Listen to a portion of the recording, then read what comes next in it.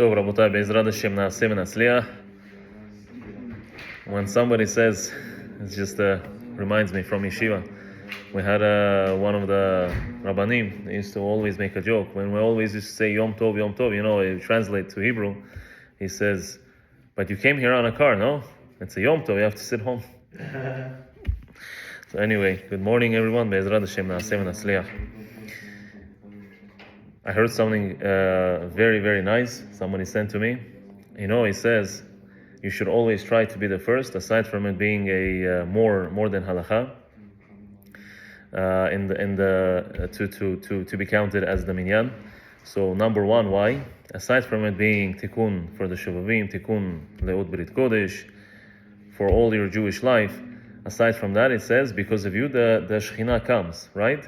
So whoever we read during the year many times, every single day we have many times that we remind ourselves of the 13 attributes / 13 characters of Hashem Yitbarach, and also the Eser Ha-Sefirot.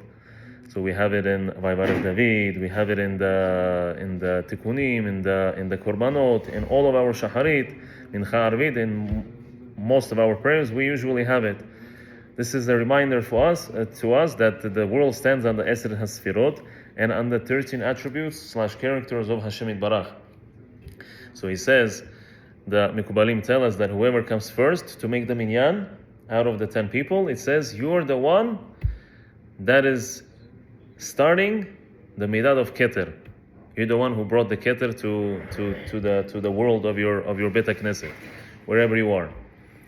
But somebody asked the rabbi, he said, what about the Malchut? The lower one, the Malchut.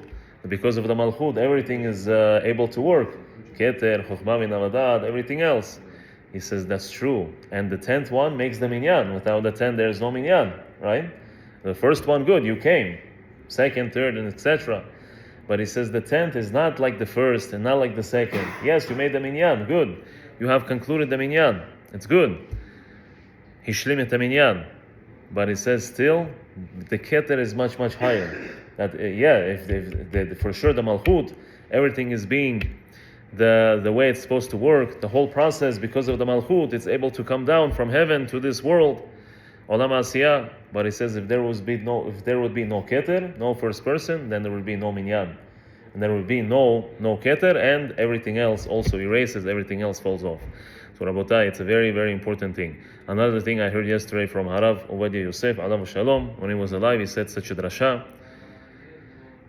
Somebody asked, Rabbi, why do we say Elokei Avraham, Elokei Yitzchak, Elokei Yaakov? Why three? Just say Elokei Avraham, Yitzchak, Yaakov.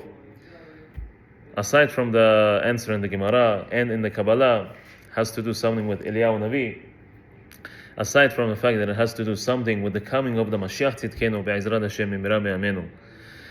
But according to the pshat, according to the simpleton, and according to the musariyut of the fact, and according to the engagement of grandfather, the father, and then the son, and then it goes on until our generation, Baruch Hashem, it says Abraham might have still had a Yetzer Hara, because his father was who? Idol worshipper. And therefore when Abraham explained to himself, Hashem gave him a special science, special comprehension, special understanding that Hashem is the Emet.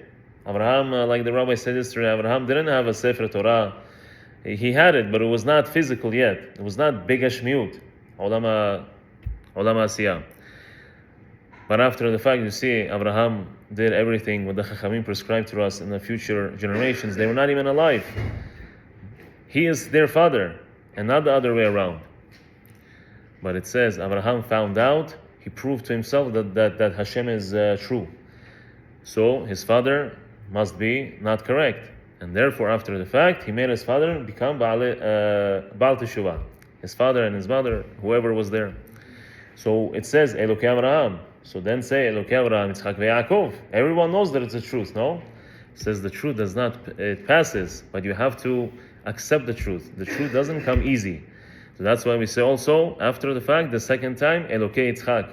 Oh, maybe my grandfather was right, says Yitzchak Avinu, until he proved it to himself that the Torah is true through Abraham, through the experience of his bobo, Terach, of his grandfather.